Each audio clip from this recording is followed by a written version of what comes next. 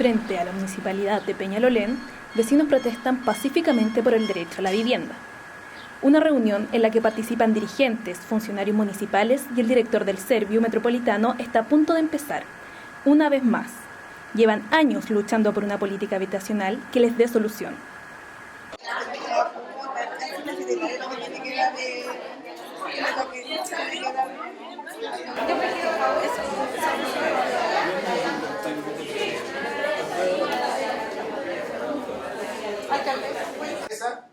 Antes de la actual administración de la ministra Zabal y del Serviu Metropolitano, hubo, como dice el dicho popular, mucho ruido y poca inversión.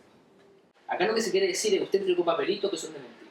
Se supone que esta iba a ser la casita que nos iban a entregar, pero son puras ilusiones, puras ilusiones.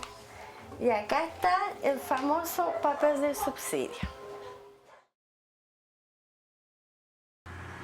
La casa propia, el sueño de muchos, una búsqueda de los padres por dejarle algo a sus hijos o el deseo de tener algo que te pertenece. Miles son los que año a año postulan al Estado para obtener una vivienda propia y digna que les permita tener una mejor calidad de vida. Pero el camino de obtener una vivienda social no es fácil. En el último tiempo, muchos han ganado un subsidio sin poder materializarlo. Vamos a Peñalolén. Dentro de la gran cantidad de comités que existen en la comuna, conoceremos uno que se ha destacado por su intenso trabajo.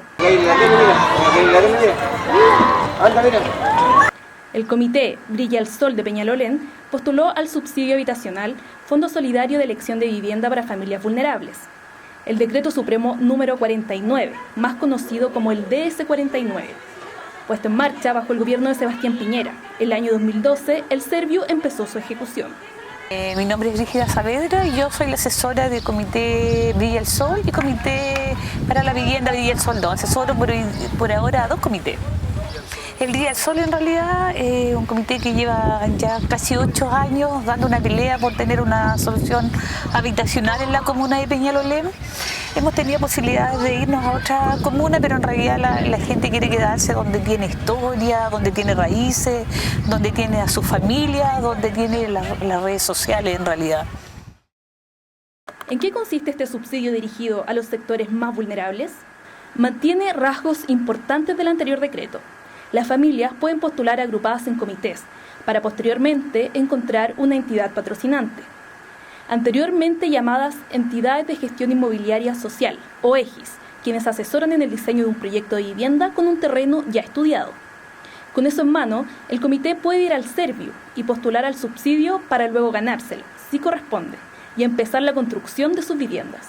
El decreto DS49 lo que busca es complementar y reemplazar en algunos casos el antiguo decreto de subsidios para la clase, para los sectores vulnerables de nuestro país. Y las modificaciones que tiene fundamentalmente es que ya no solamente se puede postular a través de una EGIS y de manera comunitaria o grupal, sino que también de manera individual y sin proyecto, lo cual tiene una serie de beneficios, obviamente también tiene algunas dificultades, pero... Ella es Marlene Herrera, lleva 8 años esperando una vivienda. Marlene vive en una de las conocidas casas Chubi en Peñalolén, junto a sus 3 hijos. Postuló al DS49, pero con otra modalidad. Bueno, posibilidad de subsidio, yo pensé que Dios iban a decir, ya chiquillos, de aquí a 2 meses más les compramos el terreno para que tengan su casa. Y fue todo como, todos contentos y después como que fue pasando 2 meses y pucha, todos para abajo de nuevo, porque uno igual se hace ilusiones, porque dice ya tenemos algo en que los pudimos ilusionar y todo, pero después ya no pasa nada.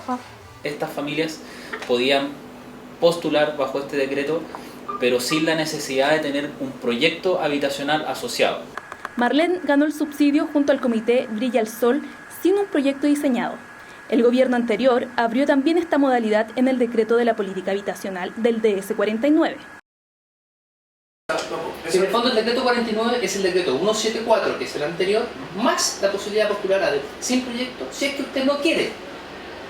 Las familias que postulan tienen 2 alternativas, postular con proyecto o sin proyecto. Y lo saben, no hay ningún engaño en esto. Lo otro que se agregó en el DS49 fue la postulación colectiva sin proyecto, ¿ya? Que fue un fracaso absoluto, fue un error fantástico. En total, son 85.484 los subsidios entregados a nivel país. De ellos, solo un 25% se han pagado, es decir, 21.769. En la región metropolitana se han otorgado un total de 28.955 subsidios y se han pagado 5.582, lo que corresponde a un 19%. Ante estas cifras, ¿qué es lo que está pasando? ¿Que solo algunas familias han podido concretar su proyecto habitacional? Y el gran desafío ahora es encontrarse con 50.000 subsidios del DS49 en la calle a lo largo de todo Chile. Aquí en Peñalolén se han hecho muchos condominios y pocas casas básicas y terrenos hay. Pero yo creo que le están dando mucha prioridad a los que tienen plata, a los que compran para hacer los condominios. La inmobiliaria. Esos son los que se llevan todos los terrenos acá en Peñalolén. El gran problema del sector vulnerable o el quintil más pobre, ¿no es cierto?, es que lleguen proyectos, porque son obviamente las viviendas más baratas del mercado. Y al ser las viviendas más baratas, normalmente las constructoras inmobiliarias no las hacen de buena gana a menos que tengan alguna ventaja, que haya cierto volumen, o sea, una serie de cosas que son de esa índole. Se esperaba de que el mercado inmobiliario reaccionara frente a la existencia de estos subsidios y produjera oferta para darle solución a esos subsidios. Obviamente eso no se está produciendo y probablemente no se producía porque estábamos en un momento ultra bullante de la economía donde el mercado inmobiliario también tenía un pic de desarrollo importante y eso hace que las inmobiliarias naturalmente busquen hacia mercados de mayor valor.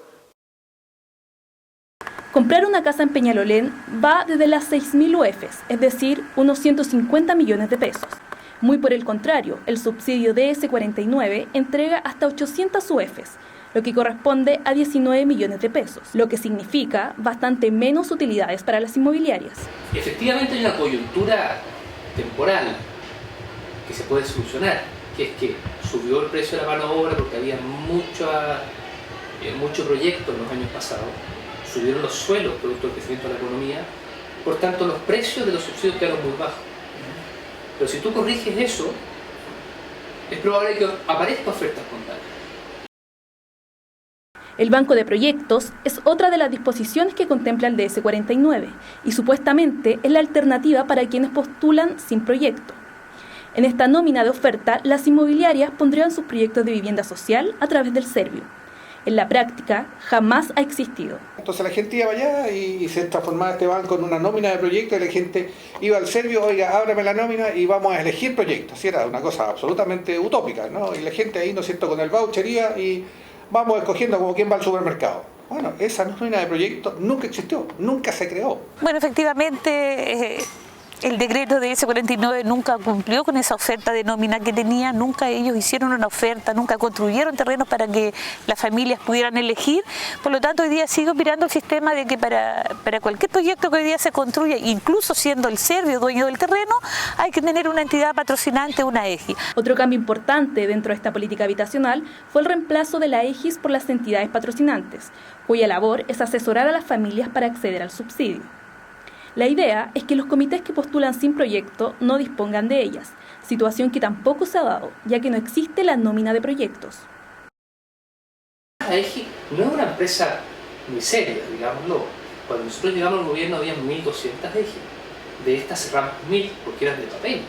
Era un señor con un maletín y un celular que había estafado medio mundo. Echarle la culpa a la EGI es la parte más fácil del cuento. No, oye, a mí la EGI que era una porquería, pero el mismo ministerio el propio ministerio generó esa circunstancia. El propio ministerio le dio la posibilidad de hacer EGI a la constructora, el propio ministerio abrió esto, ¿no es cierto?, a Pedro, Juan y Diego, como dice Pepe, y en definitiva el propio ministerio es el culpable de esta historia. Entonces decir ahora la EGI son culpables para decir, ¿sabes qué?, es para apuntar al lado, pero no mirarse a sí mismo.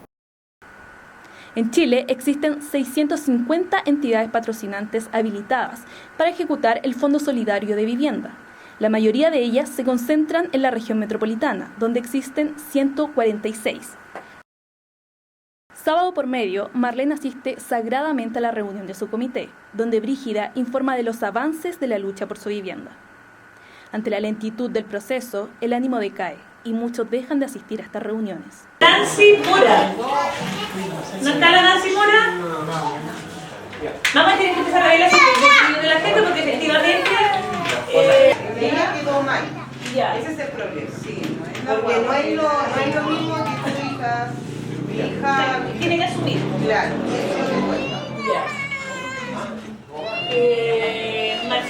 Marcela Aguilar. El problema más importante con el que deben lidiar, al igual que la mayoría que tiene su subsidio en mano, es la falta de terrenos. Brígida se lo ha hecho saber a Alberto Pizarro, director del Servio Metropolitano.